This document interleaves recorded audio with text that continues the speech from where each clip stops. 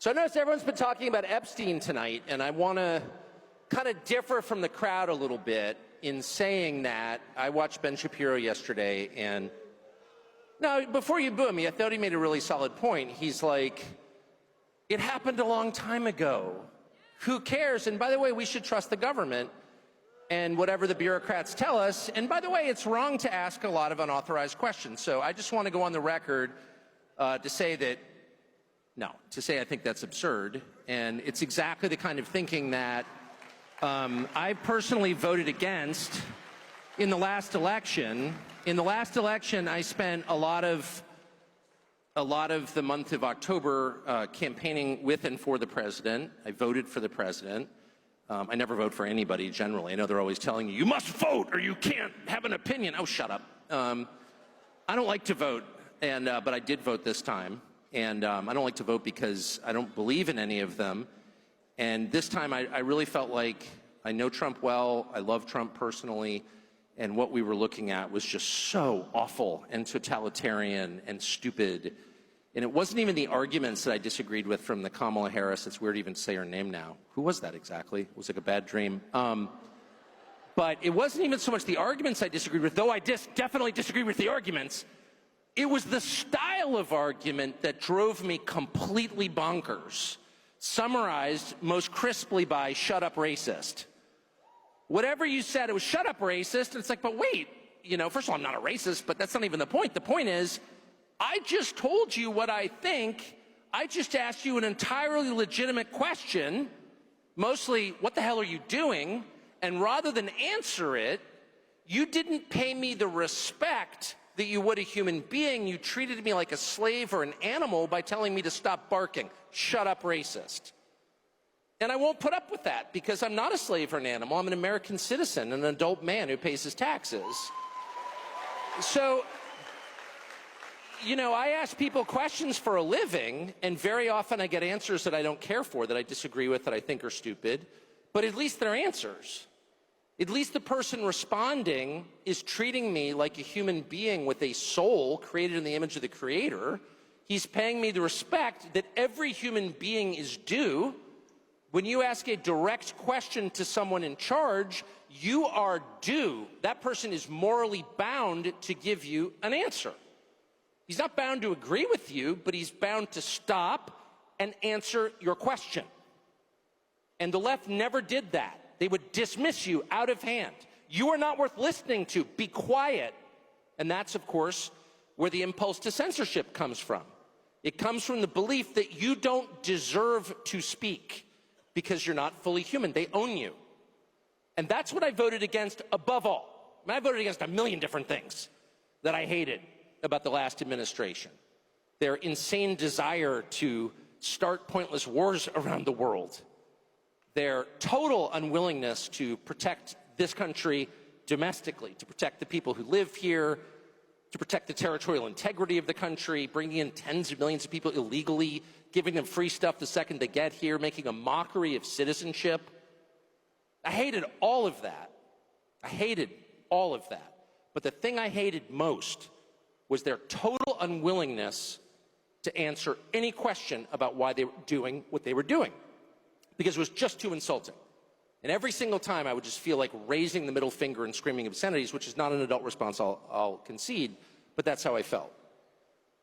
And I think that's really at the heart of why the Epstein thing is so distressing. I mean, the guy was some weird sex freak who was abusing girls.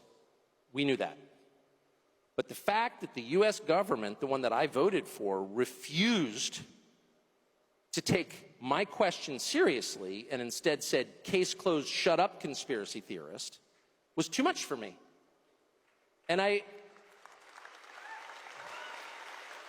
don't think the rest of us should be satisfied with that. And by the way, let me just say really quickly, because I was so mad about it that I think I found out part of what's going on. I think we are going to find out more. And I think the truth, for whatever it's worth, in case you're interested, is that the DOJ didn't release lots of incriminating sex videos with Epstein and his billionaire pals because they don't have them. They don't have them because when the original search warrant was served, 2007, I think, possibly 2006, I think 7, it was basically designed to protect Epstein. The search warrant was written in such a way to make sure that the feds never got their hands on the actually incriminating evidence. It's another way of saying the cover-up has been going on since 2007, almost 20 years. And so the real question is not, was Jeffrey Epstein a weirdo who was abusing girls? Yes, we can answer that.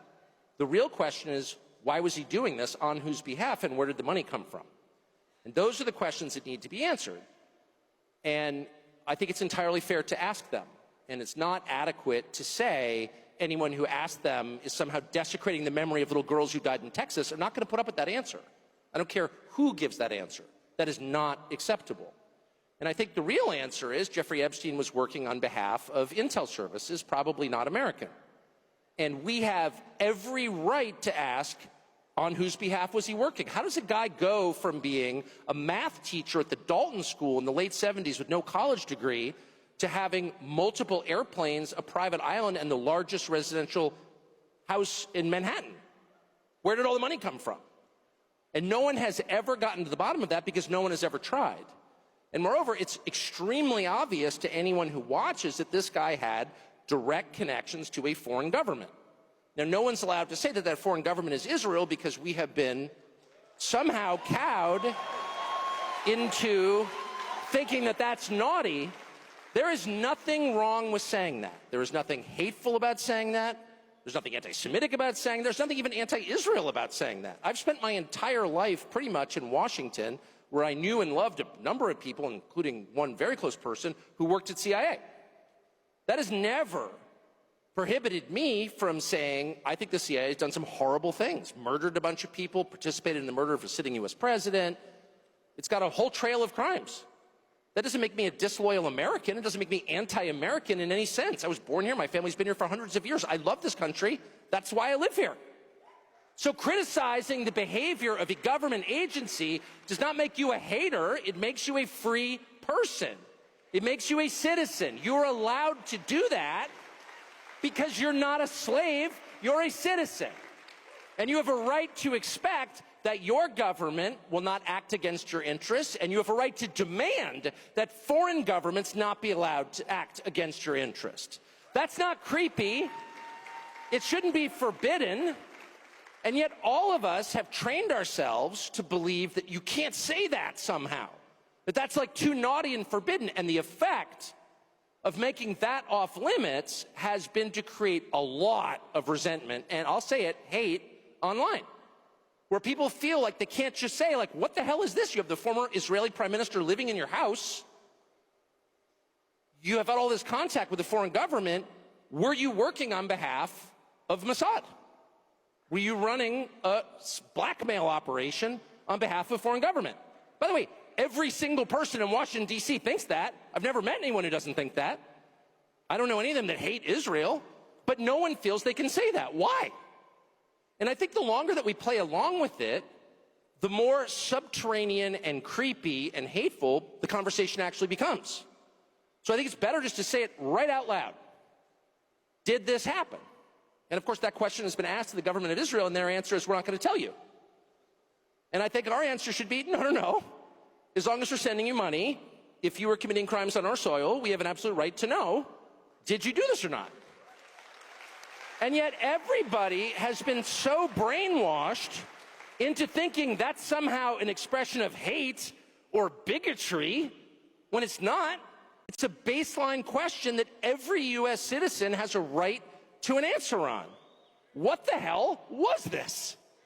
And by the way, if it turns out that it was nothing at all, that somehow Jeffrey Epstein really did earn $165 million giving tax advice to somebody, which is, for the record, a lot more than most people pay their accountants, and that none of this was actually a foreign intel operation, and that there was no blackmail involved, that actually Bill Gates was just hanging on the island because the weather was especially good. No one was videotaped doing anything immoral or illegal, and then that was used against them to get them to obey. If all of that is false, then just tell me how it's false. But don't call me a lunatic. And when Fox News runs a piece, as they did yesterday by Hugh Hewitt, saying that anybody who's got even more questions about Epstein is some kind of nutcase with an unhappy personal life, who's spending too much time on Twitter in the fervid fever swamps of conspiracies, Up yours, buddy. Then why don't you answer the question then? Don't let anybody insult you, anybody, and I mean anybody, ever get away with insulting you instead of answering a legitimate question. Okay? Ever. And by the way, you will hear certain people say, well, that means you hate the person. No, it doesn't. I've got a bunch of kids. I would never let them get away with that. If I caught one of my kids, smoking weed in the bathroom at my house, and I was like, are you smoking weed in the bathroom? Shut up, racist. You hate me. No, you're my child. I don't hate you. Answer the freaking question. Were you smoking weed in the bathroom or not? I'm not the criminal here. You seem to be. So I just think it's really important to get into that headspace. And even now, when people talk about this topic, I can promise you, since I spent all day on the phone yesterday on this topic with informed people, they're like whispering certain words. And I'm like, why are we whispering? Why should I be ashamed as an American about wanting to know what the hell that just was? Why should I be embarrassed? I'm not the bad guy here. Why should I be embarrassed to ask, what's in this war for us? We got to go to war. Shut up. You're a bigot if you don't want it. First of all, I'm not a bigot. But second, that's kind of not the point. The point is, what's in it for us? Why is this a good idea? Shut up. And it's exactly the style of argument that I voted against, and I will never accept it. I don't care who does it. I will never accept that. Give me a legitimate answer, a reasonable answer, a sincere answer, a good faith answer. We may disagree. You may say, as a good friend of mine who's like totally deranged, but a good person, said to me yesterday, Iran is the biggest state sponsor of terrorism in the world. Reading the talking point that apparently everyone, a bumper sticker that is for sale somewhere, I guess. And I'm like, okay, I don't even know what that means exactly, but how many Americans have been killed by Shia terrorism in my lifetime, which is 56 years? I can't think of any. I'm sure there have been some in the United States. There have been Shia terror attacks sponsored by Iran in the U.S. I can't think of any. There was 9/11. That was a Sunni terror attack. And then there's the drug epidemic, which has killed more than 1 million people during that same period. People I know, my next-door neighbor's kid, dead. A bunch of people I know have died, and a bunch have been totally screwed up and taken out of life, basically. Their lives have been hollowed out. They're husks. They've been totally destroyed by drugs. That's the reality that I live in the United States. So you're telling me Iran is a bigger threat than the people peddling this garbage? I don't think so. Not where I live, it's not. Oh, shut up. And the person literally said, we're going to have to agree to disagree. Disagree with what? What are you even talking about? But at least he gave me an answer. He didn't say, oh, you hate so-and-so. He didn't go immediately to motive. Okay, so this is always the tell. This is when you know you're dealing with someone who has zero interest in getting to the truth of the question and instead is trying to make you be quiet in order to roll over you and make you obey. And the tell is when they go immediately to motive. Well, you just hate some group, or you're taking money from some other group. And neither one happens to be true in my case, but I always feel like saying, well, okay, what if I am getting paid? Or what if I have some kind of creepy bigotry? Which I don't, because I think it's immoral. God created individuals. Each one knows the hairs on your head. Each person has a soul. No person is seen by God as a member of a group. Each person is seen by God as an individual. So I don't like that. And I really don't. I'm not just saying that. And I mean every individual on the planet, regardless of what he looks like or what he believes. That is true of every person. And I sincerely mean that. But even if I didn't, maybe I was some full wacko. And maybe I was taking tons of money from some bad country, one of the bad countries you're not allowed to talk about or like. Qatar! That's the most hilarious. Qatar is kind of controlling our conversation. Qatar. Evil Qatar. I am laughing. I've actually been to Qatar. It's awesome. Never taken a dollar from the Qataris or the Qataris or whatever they're called. It's a great country. But whatever. But even if I was on the payroll of Qatar, which I guess I can't now. But anyway, even if I was, it still wouldn't make the question any less relevant. Why is this a good idea? And their refusal to answer that question lets you know right away that you are not dealing with a person of good faith. You're dealing with a propagandist who is trying to control you. And I would say at exactly that point, that's when you say out loud, I know who you are. This is all fake. You can't even answer the question. You're trying to make me shut up because I'm a bigot, like the liberals did 7 months ago. And that's why we voted them out. So I'm not putting up with that. I voted against this, and I won't tolerate it. So the second point I would make, before maybe taking a couple of your hostile questions, I hope, about Qatar, is I was brooding about this today. What about the Epstein story is so uniquely infuriating? And I'll just say, I mean, I've never met Epstein, but I mean, I know a million people who knew Jeffrey Epstein. It is true that he was around. Like, everyone knew Jeffrey Epstein. I don't think I was cool enough to actually meet him, but like, he was just a guy who was kind of circulating around, like this rich guy who knew everybody. What is it, and everyone knew he was a creep, but then there are a lot of creeps in that world. Just telling you what you probably know already. What is it about Jeffrey Epstein that's so infuriating to people, so infuriating that it's actually causing seismic political problems? And I hope that they'll address it and it'll get better. I really do.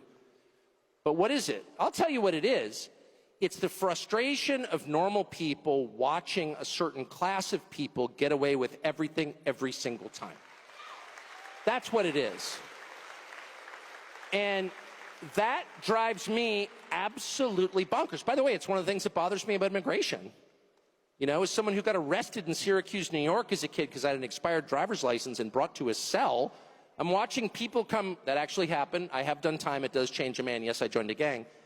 But I watch, 60 million people come into the country illegally or overstay their fake refugee status or whatever. I mean, the whole thing's a scam. And they get housing vouchers and free education and free cell phones and plane tickets. It's like, wait a second. Not only are they not getting punished for breaking American law, as I would and have, they're getting rewarded for it. The unfairness of it drives you crazy. And it's particularly galling in the case of Jeffrey Epstein and the whole constellation of people around Jeffrey Epstein, all of whom seem to be getting away with scams. And how do you know they're getting away with scams? I'll tell you how, because they're useless and they're rich. So how do you come to a place where some of the least impressive, most useless people who have no actual skills become billionaires? How's that legitimate? And by the way, if you ask this question, at least in Washington, it's like, oh, well, yeah, it sounds like you're a socialist. Sounds like socialism. Yeah, okay, I'm a socialist now. All right. I was a Qatari agent or a bigot. Now I'm a socialist. All right. Leaving aside my committed socialism, can you answer the question? How did Bill Ackman get $9 billion? Bill Ackman, a pretty impressive guy? I know Bill Ackman. No. Bill Ackman's like well-connected and super aggressive. That's it. And I think, well-connected, super aggressive people deserve a fair living like everybody else. But if you're accruing $9 million just because you're willing to do anything, I don't know why we have to pretend that's good. How did Epstein get 4 Gulf Streams? How did he get an island, a massive ranch in New Mexico, the biggest house in New York? Like, what is that? Like, at some point, the basic economics really matter. And they matter because, not that it's bad that rich people are getting richer, it's bad that everyone else is getting poorer. And it's especially bad that young people can't afford homes. Let me just put a very precise point on this. If you want a measure of how your economy is doing, I personally favor eliminating GDP as a measure. I don't even know what that is. It's clearly not relevant. They tell me Japan has a stagnant GDP. Have you been to Tokyo? It's the single most radicalizing experience you'll ever have because it's just so nice. You lost the war? Really? Can we lose a war and wind up like this? GDP. No. I don't know what even that is. The total economic activity. Oh, no. My measure is really simple. I got a bunch of kids. Can they afford houses with full-time jobs at like 27, 28? And the answer is no way. And the answer is that 35-year-olds with really good jobs can't afford a house unless they stretch and go deep into debt. And I just think that's a total disaster. That's a complete disaster. Why? 2 reasons. One, if people don't own things, they don't feel ownership of the country they're in. And the country gets super volatile because people feel like they've got nothing to lose. When you have a lawn, trust me, you're thinking long term. Second, it's really hard to have a family without a house. It is. It's like super fun to live in an apartment if, there's like a bar downstairs, you're in a cool neighborhood. I'm in East Village. It's so cool. Try to have 3 kids. You're not going to have 3 kids there. You can't. Nobody wants to raise their kids in that neighborhood. Nobody wants to raise their kids in an apartment. People do it because they have to. Nobody wants to. People want a little house, not some McMansion, just a little normal house. That is the actual American dream. And that is what is totally unattainable for young people. And so the only young people in general that you will ever meet who have houses are young people whose parents help them. And God bless their parents. That's a perfectly great thing to do for your kids. But most people's parents can't afford to do that because they're already in debt from their pointless college degree. So that is a national emergency. And I know that there are certain cable channels that are spending all this time talking about, they're about to elect a socialist in New York City, which obviously I'm opposed to it. He's not even a real socialist. He's like a trainee vax, rich kid liberal guy. Mom Donnie. He's a fake leftist, but whatever. Why do you think that's happening? One of the reasons it's happening is because normal people with normal jobs no longer believe they can win in this system and that all the money is going to the worst people. And no one even stops to ask, what the hell is going on? How did Bill Ackman get so rich? I know he went on CNBC and talked down Herbalife. Bet against companies by driving down their stock prices. That's what he's been accused of. I'm not accusing him here because he's sue me if I do. I'm just suggesting others believe that might have happened. He's already threatened to sue me for saying that. But there are plenty of people who do that. And I'm not saying even that it should be illegal. What I'm saying is that our leadership class should say something about it and should assign a moral value to it. And if you're getting rich by loaning money to people at incredibly high interest rates, that's something you're going to have to talk to God about. That is not good. That is not virtuous. That's disgusting. And the fact that nobody feels free to say that, nobody feels like you can just say 30% on a credit card? Why is anybody paying a credit card bill? I said to somebody recently, I feel like I'm very moderate and sensible and, well, yeah, that's what they used to call it. It was forbidden. I said to someone recently, we really need a political party where people just it's the, hey, I'm not paying my credit card bill party. And let's just bring down Citibank. Just not permanently, maybe permanently. But credit card debt is the single biggest cause of human suffering that I'm aware of in the United States. It's not Iran. Iran's not doing that. Oh, you, a tool of the Ayatollah. No, I'm actually Episcopalian, not Shiite. Not a tool of the Ayatollah. I'm just very committed to observing physical reality and drawing my conclusions from that. I'm what we call a physicalist. I believe in the things right in front of me, the things I can touch and smell. And the people I can touch and smell are suffering not from Iran, not from Qatar. They're suffering from their credit cards and their inability of their kids to buy a house. Yeah. I don't think Dan Crenshaw is sold on this. Dan Crenshaw believes our threats are in other countries. Okay, they may be, but how are they bigger than credit card interest? So I suggested this person, who's a really good guy, I was like, hey, why don't we start, I'm not going to pay my credit card bill party, or I'm not going to pay my mortgage.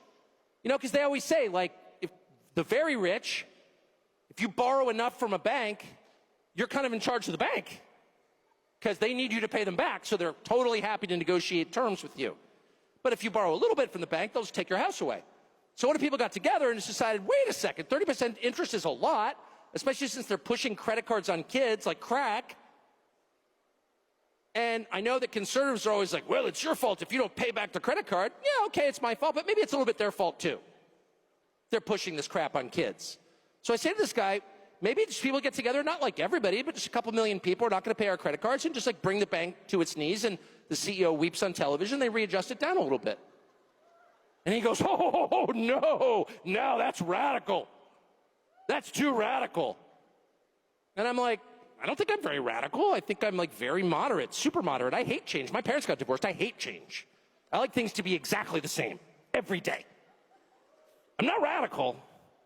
What I am is very worried that if we don't do something really soon, we're going to wind up like New York City. that there's going to be actual radicalism. And that radicalism will take very unhelpful forms. And you're going to see race and ethnic hatred that's real. And that you're going to see people behaving in hard-to-control ways. If you deny people what they actually want long enough, and instead substitute things that you claim they should want, like bombing Iran, you know? I mean, I'm not for Iran, where you spend all day telling me that it's so important that, you know, boys not playing girls' soccer teams, whatever. I agree. I hate the tranny stuff passionately. I think you should keep the boys off girls' soccer teams. But I don't know. It kind of feels like you're feeding me appetizers. At some point, I want to look around and see a better country. I want to see a country I recognize. I don't want to see people sleeping on the sidewalk. I don't want to see people ODing on drugs. I want to know where those drugs coming from. Why can't you stop it? You've got the U.S. military. Don't you have SEAL Team 6? Like, what are they doing today? Don't you have Delta Force? You could give me another segment about how impressive the U.S. military is? I believe you. Why aren't they employed to make my country better? Why are my cities disgusting? I don't even want to go there. It smells like weed and halal food. And you're lecturing me about how it's a great moral victory that I kicked the boys off the girls' soccer team? Good, I'm so glad. But let's do the real stuff, like making New York livable. And create an economy where my kids can have kids. How about this? How about we just make the measure really super simple? Can my children have without the benefit of like the great luck I have had, can they have a roughly approximate life that I had? Or how about just a middle-class life? Can they like get married young, as I did, and like have 4 kids and, you know, take a couple jobs, work hard and all that stuff? But in the end, it's like, fine. Can they do that?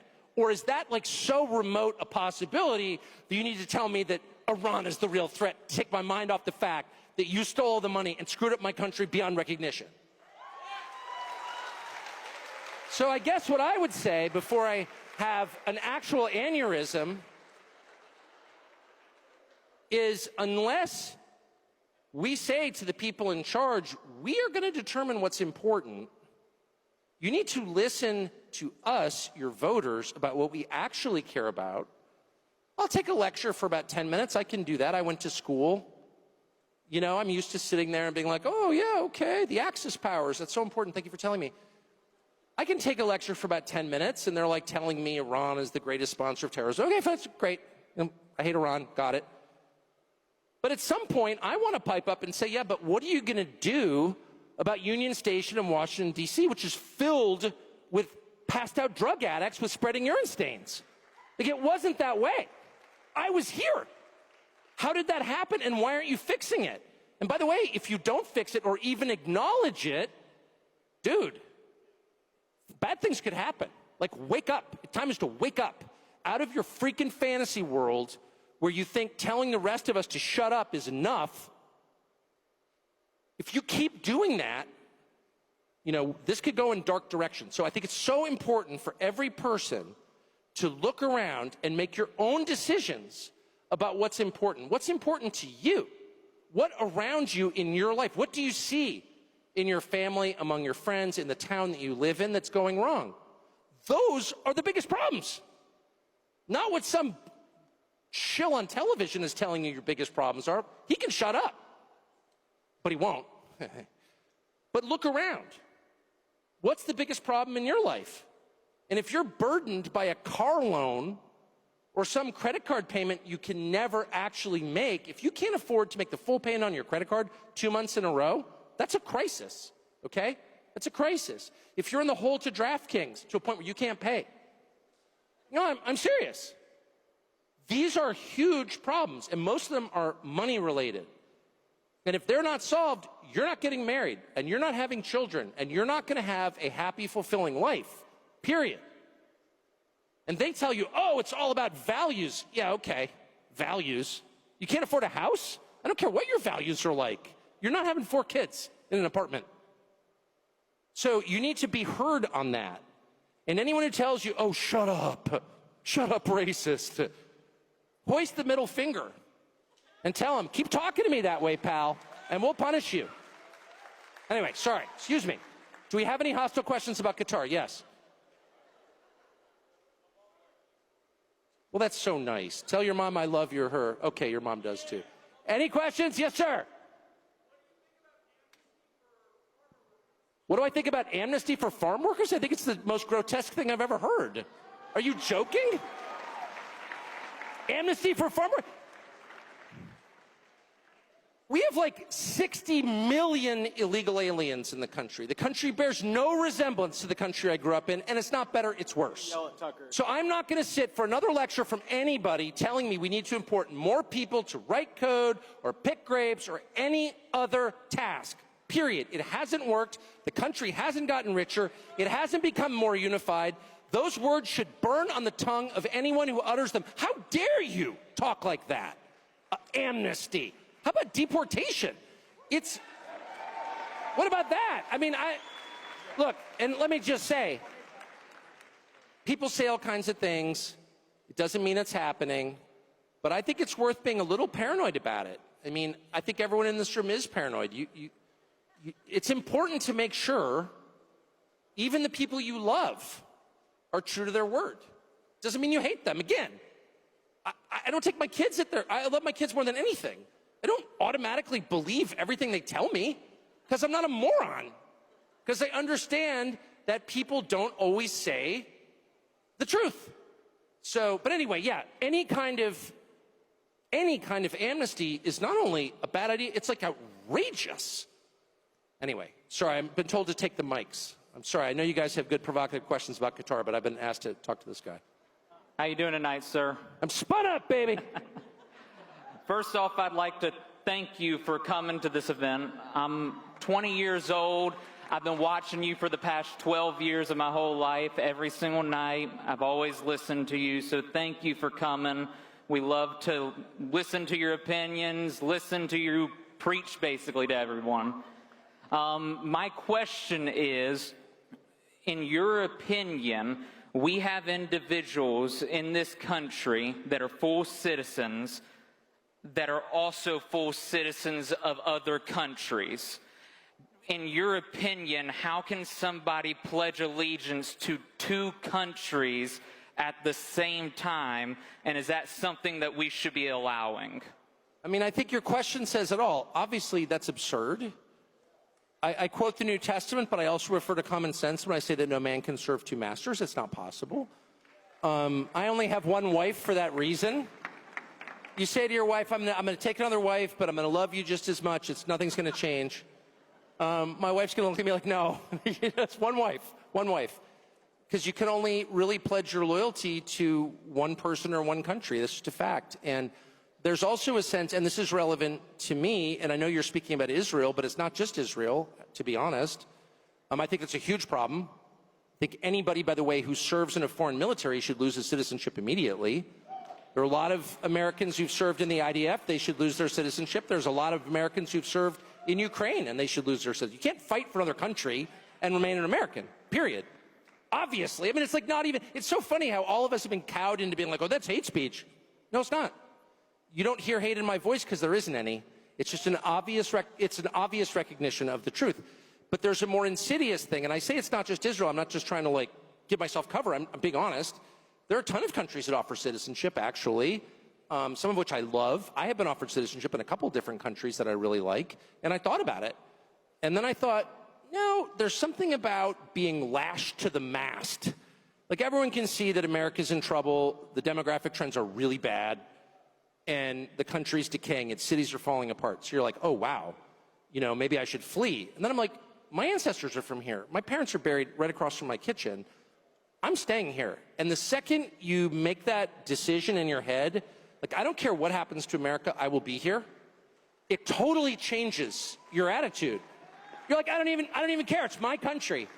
And they've been here for so long and fought in all of these wars. My ancestors, and I'm sure yours, would be totally shocked by some of the conversations. Foreign flags in the Congress? Are you joking? Get out. And so, no, once you decide you're all in on your country, it really changes the way you approach everything. And by the way, it should be the baseline requirement. You shouldn't be allowed to serve in government if you're not a U.S. citizen or you're a dual citizen. Are you joking? Of course not. And I would love to know what the justification is. And of course, there isn't one, which is why they're allowed to just write you off as some sort of like freak, some internet freak, hater, Nazi, whatever. No, I'm not. Just an American who loves my country, and I think it's fair to demand that the people running my country love it every bit as much as I do.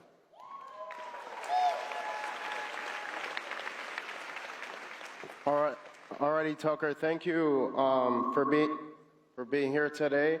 My question is mainly focused on national security. I have a question first, and then a proposal. I'll see how you go about that. Now you're freaking me out. You got a Rumble hat on. I love you already. All right. I'm going to stop and have an Alp, which is America's premier nicotine pouch. Go for it. All righty. So I was born in Cuba. I came at the age of 2. So I can attest to the fact that the socialist experiment doesn't work at all. Yep. And that America is the best country in the world. Yep. So, I agree. You know, I'm a U.S. citizen, and I'm very proud of that, and that's why I stand for my country every day. But I have a question specifically about national security. All right, hit me with it, baby. No preamble. Just go right to it. You can't scare me. So, for example, I would say that the head of the snake for a lot of the spying that goes on in the United States is Cuba. For example, we've found evidence that Venezuela, Nicaragua, like all the issues with immigration are because of the socialism going on in Latin America. Yes. And Cuba's an outpost for human trafficking, drug trafficking. We have Chinese spy bases on the island. We had Russian missile testing under Biden.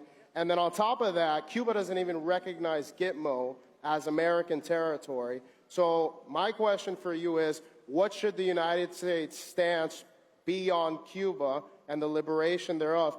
And my proposal is, if you're willing to do some sort of documentary on Cuba, and if I could help you out on that. Well, I always appreciate the offer of assistance. I would say we've had a Cuba embargo, so the revolution was 1959. So that was, well, 60, could that really be 66 years ago? That's crazy. And we've had an embargo for much of that time, and you just said yourself it hasn't worked. It hasn't liberated Cuba. The same regime is in charge, and it is still, working to undermine the interests of the United States. So what we're doing isn't working. I think that's a good place to start. So I know from living in D.C. that whenever someone tells you, like, it's not working, we need to double down on it, they're lying. So I think we need to reassess, are sanctions really the answer? And if so, tell me how that's worked. Second, I would say, I'm sure everything you say is true. I don't think that most Americans, and I know the U.S. government doesn't, spend a lot of time thinking about our own hemisphere because we're so focused on places like Iran, Iraq, Syria, Libya, Gaza, Israel, all great places. I'm not, attacking anybody, but I'm just saying those are thousands of miles in an ocean away, whereas Latin America is right there, and what happens there is a direct effect here in our migration patterns and in our drug importation. So, maybe we should focus on our own hemisphere. I think you made a powerful case for that, and I don't understand why the U.S. military is stationed in Japan, Korea. I mean, I know that you get a long answer, how we're spending $1 trillion to secure places that pose no imminent threat to us while ignoring our own continent, ignoring Mexico, which is the most hostile country in the world, the United States. Obviously, there's migrants coming through Mexico. How are they our ally? Canada, how are they our ally? Maybe we should spend some time reorienting here. So, anyway, that's my answer.